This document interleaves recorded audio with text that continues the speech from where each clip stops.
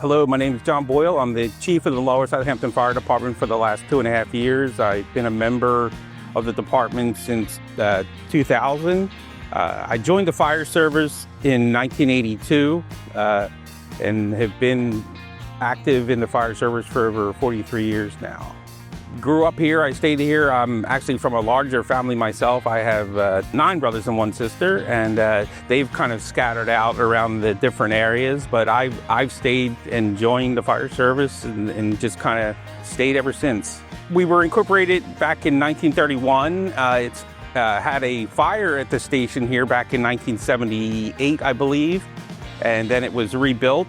We did a renovation addition back 8 years ago now. We've added some office space on the 2nd floor with an area for our general meetings and trainings, and then we added 2 additional bays to house the apparatus.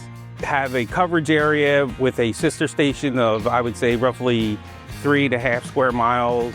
We're mostly residential, but we have a commercial influx, and we're close by to the major interstates in the area, so it's just a kind of variety and mix. We sit right on the border of the city of Philadelphia also here too, so we get an influx of everything here. We average, I would say, probably a little over 400 calls a year. We probably see in today's calls more fire alarms and such like that versus early on it was a higher tendency to see more actual fires. We're a 100% volunteer fire department. We've got a mix of male and female firefighters, and I would say for firefighting we average between 10 to 15 per call, depending. Obviously daytimes are always harder with everyone, since it is volunteer, with everyone working during the day. We like to have our minimum manning at least at 4 members for each truck that responds. Sometimes we may go with 3. And like I said, that just kind of depends on the situation. When you have a lot going on with a lot of different activities, from rescue to regular firefighting to swift water, it does take extra time and effort from the members. So it is hard sometimes to get people to be able to keep up their training on all the activities that we participate in. We operate out of this station with a rescue engine and an aerial and a service truck, and we also have a marine unit that we have swift water capabilities. Mix of everything here. So it's had a long standing history of the department that has kind of been our mascot. He's a past chief, and he's our current president, Dave Whitaker.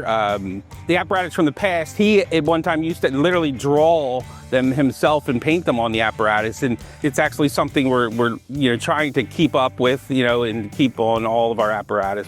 We do get some funding through the state, through our Relief Association, gets state funds, and then also coming up with fundraising activities. We've done everything from bingos to dollar drops to lottery raffles and everything possibly, that people come up with ideas and we give it a try and see what works for us.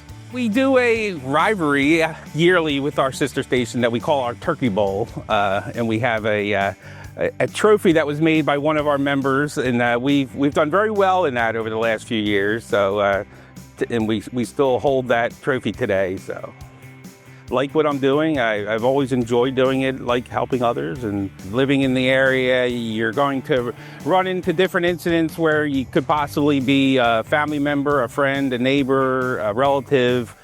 So that's not the pretty side of responding and helping others, but you still try to just do your best and, put feelings aside and help. We're here to help the community, and it's been, I personally been doing it for a long time. I enjoy doing it, and it's fulfilling, I guess to say, it's nice to be able to help when you can.